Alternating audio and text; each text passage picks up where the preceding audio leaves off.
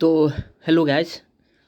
तो अगर आप लोगों ने भी बिहार स्टूडेंट क्रेडिट कार्ड का योजना का लाभ उठाया है तो आपको बहुत सारी प्रॉब्लम्स, आपको कुछ समझ नहीं आ रहा होगा कि अगर आप सब्सीक्वेंट पेमेंट के लिए अप्लाई करते हैं।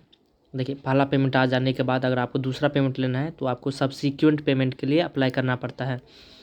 तो इसमें अप्लाई करने के बाद काफ़ी लोगों का पैसा ना काफ़ी दिन लग जाता है आने में, यानी किसी किसी का ऐसा होता है कि 1 से 2 वीक में आ जाता है, लेकिन किसी किसी का 2 महीने भी लगा देता है। जैसे मेरा पेमेंट लगभग 2 महीने बाद आया था, सेकंड पेमेंट। और उसके बाद मैंने तो अप्लाई ही नहीं किया था बीच में, मैंने फिर अगले 1 साल बाद अप्लाई किया। तो उसके बाद तुरंत तुरंत आ गया पैसा, उसमें नहीं था। जब लास्ट में मैंने अप्लाई किया तो तुरंत तुरंत आ गया था, बीच में थोड़ा टाइम लगा था। तो अगर मैं आपको इन्फॉर्मेशन दिखाऊँ, हालांकि मेरा सारा पैसा आ चुका है, मैं वो आपको दिखा नहीं सकता। इंस्टीट्यूशन डिटेल्स मैं दिखा नहीं सकता आपको, लेकिन देखिए यहाँ पे जो डिस्बर्समेंट का डिटेल दिखाएंगे तो आपको कभी पेंडिंग बताएगा एमपीए के पास, कभी डीपीओ के पास, तो अप्रूव्ड बाय बैंक, तो कभी डिस्बर्समेंट, कुछ कुछ प्रॉब्लम दिखाते रहता है। तो समस्या ये है कि आप क्या करना है, करना कुछ नहीं है। देखिए, जब आपका इनिशिएट पेमेंट लिखा जाता है, इनिशिएट पेमेंट पर अगर आपका पैसा आ जाता है तो समझिए कि आपका पैसा 1 वीक में आ जाएगा, 1 वीक या फिर 1 महीने के अंदर आपका पैसा आ जाएगा अगर आपका इनिशिएट पेमेंट पे आ जाता है। ठीक। और अपना ईमेल चेक करते रहिएगा, ईमेल पर मैसेज आते रहता है कि अगर आपका रिजेक्ट हो जाता है पेमेंट तो ईमेल पर तुरंत आके बता देता है, नहीं तो वेबसाइट पे भी जाकर चेक कर सकते हैं।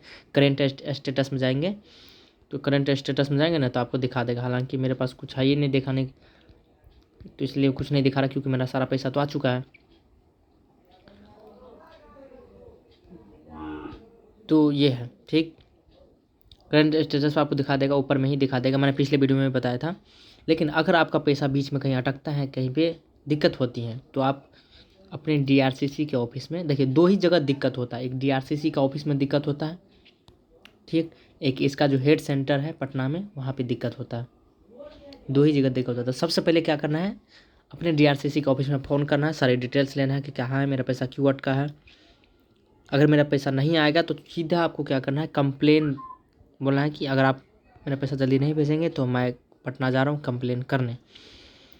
सीधे जाना, ऐसा बोलना है, और सीधे पटना जाना है कंप्लेन करने। पटना जाना नहीं है, मोबाइल से ही हो जाएगा, सारा कंप्लेन हो जाएगा। जस्ट फ़ोन कॉल करेंगे और कंप्लेन आपका हो जाएगा। तो कंप्लेन कर सकते हैं। लेकिन डीआरसीसी, सारा खेल डीआरसीसी का। डीआरसीसी में जब जाएंगे, एक तो करप्शन बहुत है, बहुत करप्शन है, बहुत हद। इतना पैसा करप्शन होता है डीआरसीसी में, पूछो मत। क्योंकि मैं गया हूँ डीआरसीसी, मुझे पता है।